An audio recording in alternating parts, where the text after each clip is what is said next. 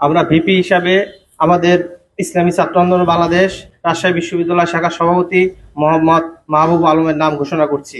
GS হিসাবে শরীফুল ইসলাম, ইসলামী ছাত্র আন্দোলন বাংলাদেশের রাজশাহী বিশ্ববিদ্যালয় শাখার সহসভাপতি। এজেন্স হিসাবে মোহাম্মদ পারভেজ আকন, রাজশাহী বিশ্ববিদ্যালয় শাখার সাধারণ সম্পাদক। অন্য যারা আমাদের প্যানেল থেকে নির্বাচন করবে: জাহিদুল ইসলাম শরীফ, আহসানুল হক শাওন, মাহবুব আলম, কাজীউল ইসলাম, হাবিবুর রহমান। আমাদের প্রস্তুতির অংশ হিসাবে আমরা আমাদের এই প্যানেল ঘোষণা করলাম। তবে জুলাই চেতনা ধারণ করে শিক্ষার্থীদের বৃহত্তর স্বার্থে প্রয়োজনে ঐক্যবদ্ধভাবে নির্বাচনে অংশ নিতেও আলোচনার সুযোগ আছে বলে মনে করে ইসলামী ছাত্র আন্দোলন বাংলাদেশ। বিসমিল্লাহির রহমানির রহিম। প্রিয় সাংবাদিক বন্ধুগণ, আসসালামু আলাইকুম ওয়া রাহমাতুল্লাহ। আপনাদের সবাইকে জুলাই গণঅভ্যুত্থানের অন্যতম শক্তি ইসলামী ছাত্র আন্দোলন বাংলাদেশ এর পক্ষ থেকে আন্তরিক শুভেচ্ছা জানাচ্ছি। জুলাই গণঅভ্যুত্থানের বর্ষপূর্তিতে শুরুতেই গভীর শ্রদ্ধার সাথে স্মরণ করছি 2024-এর সকল শহীদ, আহত ও বীর যোদ্ধাদের। একই সাথে এই জনপদের ঔপনিবেশিক ব্রিটিশ বিরোধী আন্দোলন থেকে শুরু করে 47, 52, 69, 71, 90 ও 2024-এর সকল সংগ্রামী যোদ্ধাদের। মাগফিরাত কামনা করছি সকল বীর শহীদদের। বিশেষভাবে দীর্ঘ প্রায় 1.5 যুগের আওয়ামী ফ্যাসিবাদ বিরোধী আন্দোলনে যারা বিভিন্ন সময়ে গুম খুনের শিকার হয়েছেন তাদেরকেও শ্রদ্ধাভরে স্মরণ করছি। প্রিয় সাংবাদিক বন্ধুগণ, বাংলাদেশের উল্লেখযোগ্য সকল নাগরিক অধিকার নিশ্চিতে ছাত্র রাজনীতি সবসময় গুরুত্বপূর্ণ ভূমিকা পালন করে এসেছে।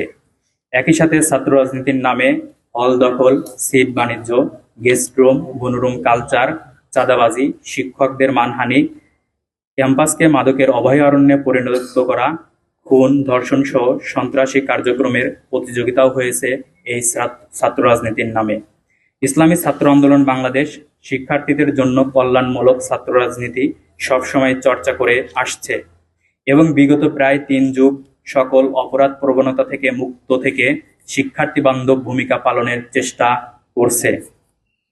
ক্যাম্পাসগুলোতে ছাত্র সংসদের মাধ্যমে শিক্ষার্থী বান্ধব অধিকার আদায়ের প্রতিযোগিতামূলক ছাত্র রাজনীতিতে বিশ্বাস করে ইসলামী ছাত্র আন্দোলন বাংলাদেশ।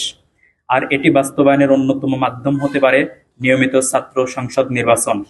তাই আমরা নিয়মিত রাকসু সহ সকল ছাত্র সংসদ নির্বাচনের দাবি জানিয়ে এসেছি এবং রাকসু নির্বাচন আদায়ের আন্দোলনে সামনের সারিতে থেকে নেতৃত্ব দান ও সচেতনামূলক গণসংযোগ চালিয়েছি। আমরা মনে করি রাকসু সচল থাকলে ক্যাম্পাসে পেশিশক্তির আস্ফালন এবং অপরাধ প্রবণতা বন্ধ হবে, তৈরি হবে সহাবস্থানমূলক রাজনৈতিক পরিবেশ। ছাত্র সংসদ নির্বাচনের মাধ্যমে দেশপ্রেমিক জাতীয় নেতৃত্ব তৈরি হয়। 24-এর গণঅভ্যুত্থানের পরে এই বিষয়টি জাতির কাছে আরও বেশি সুস্পষ্ট হয়েছে। শিক্ষার্থীদের সাথে নিয়ে আমাদের সম্মিলিত দাবির মুখে দীর্ঘ 35 বছর পর আবারও রাকসু নির্বাচনের তফসিল ঘোষণা করা হয়েছে। এজন্য রাজশাহী বিশ্ববিদ্যালয় প্রশাসনকে ইসলামী ছাত্র আন্দোলন বাংলাদেশের পক্ষ থেকে আন্তরিক ধন্যবাদ জ্ঞাপন করছি।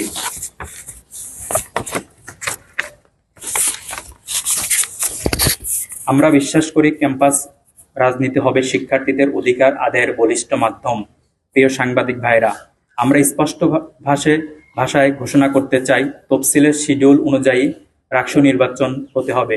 সেজন্য শিক্ষার্থীদের সাথে নিয়ে রাকসুর নির্বাচন কমিশনকে সকল প্রকার সহযোগিতা করতে প্রস্তুত আছে ইসলামী ছাত্র আন্দোলন বাংলাদেশ।